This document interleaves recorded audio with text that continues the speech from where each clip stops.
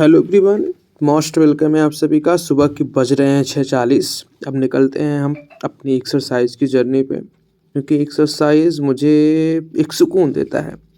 तो सबसे पहली प्राथमिकता मेरी उसी की होती है कि सर्वप्रथम मैं एक्सरसाइज को दूँ, क्योंकि इस दौर में अगर हम अपने आप को, अपनी बॉडी को, अपनी मेंटल स्ट्रेंथ को मजबूत कर लिए तो पूरा जीवन ही मजबूत रहेंगे, ऐसा बड़ों का कहना है।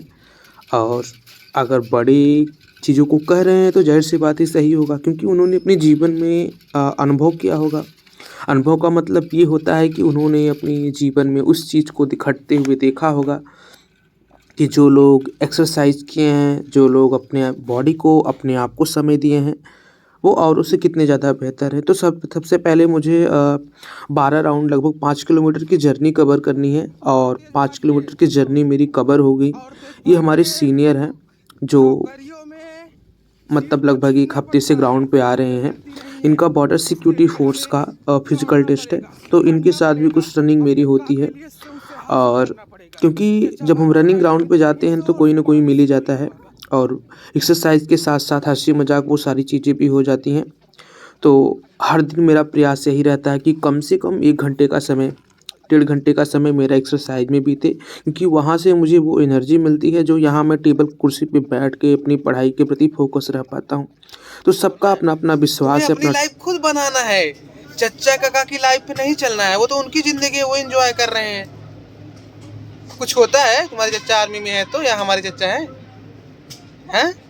तो समझो यार, बुड़बक बने हो एकदम भाई से। इस ग्राउंड में कई सारी टाइप वैरायटी के गेम्स होते हैं, बास्केटबॉल, क्रिकेट, वॉलीबॉल, फुटबॉल, उसके बाद फिर ये स्केटिंग, बहुत सारी चीज़ें एक्टिविटी होती हैं। तो सारी एक्टिविटी को देखते हुए एक तरीके से जो कि हमारा जीके जीएस का कॉन्सेप्ट होता है वो क्लियर होता है, और हम चीज़ों को आपस में रिलेट करते रहते हैं। जब हम चीज़ों को रिलेट करना सीख जाते हैं ना, तो हमारे लिए स्टडी बहुत ही ज़्यादा आसान हो जाती है। और एक लंबी प्रक्रिया है, आपको हर दिन प्रयास करना होगा। अपनी स्टडी को अपनी जीवन शैली से रिलेट करने की कोशिश कीजिए, कि जब आपकी पढ़ाई आपकी जीवन शैली से जुड़ी रहेगी, तो जैसे अभी मैं ग्राउंड पे गया था तो मैंने वहाँ बास्केटबॉल को देखा, तो मुझे याद आ गया कि बास्केटबॉल में एक पक्ष में लगभग 5 खिलाड़ी होते हैं। फिर जब मैंने वॉलीबॉल की तरफ देखा तो वहाँ मुझे याद आया कि एक साइड इसमें 6 खिलाड़ी होते हैं। क्रिकेट, हॉकी और फुटबॉल ऐसे गेम्स हैं जिसमें 11-11 प्लेयर्स होते हैं। तो मतलब इस तरीके से आप अपनी पढ़ाई वाली चीज़ों को वास्तव ज़िंदगी से रिलेट कीजिए, तो आपको सच में समझ में आएगा कि पढ़ाई बहुत ही ज़्यादा ईज़ी है। लेकिन ये एक लंबी प्रक्रिया है, इसके लिए आपको स्टडी को डेली समय देना पड़ेगा। जब उसके वर्ड, उसकी लाइनें आपके जीवन में उतरने लगेंगी, आपके दिमाग में छपने लगेगा, तो अपने आप सारी चीज़ें ईज़ी लगने लगेंगी।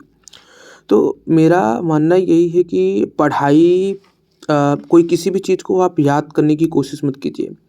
आप अपने दिमाग से बोलिए कि मुझे बस इसे समझना है, क्योंकि जब दिमाग किसी भी चीज़ को समझता है ना, तो वो थोड़ा गहराई या डीप में जाता है, और वो जब चीज़ों को समझता है तो एक तरीके से लॉन्ग टाइम के लिए आपके लिए बहुत ही ज़्यादा ज़रूरी हो जाता है एग्ज़ाम के लिए, क्योंकि समझी हुई चीज़ें दिमाग कम भूलता है, रटी हुई चीज़ें भूल जाता है। क्योंकि जब आप चीज़ों को समझ रहे होते हैं तो वहाँ पे आपका दिमाग क्यों, कारण, इसका अर्थ, इसे क्यों बनाया गया है, इन सब चीज़ों पे दौड़ने लगता है, और जब इन सब चीज़ों पे दौड़ता है तो एक तरीके से हमारे दिमाग में एक डायग्राम, एक मेमोरी, एक इमेजिनेशन, ये सारी चीज़ें बनने लगती हैं। तो आप पढ़ाई भी इस तरीके से कीजिए, और मेरी भी पढ़ाई कुछ ऐसी ही चल रही है, और आगे क्या होगा आप पता नहीं है, लेकिन अभी मेरे पास जितना टाइम है मैं अपनी स्टडी को दे रहा हूँ।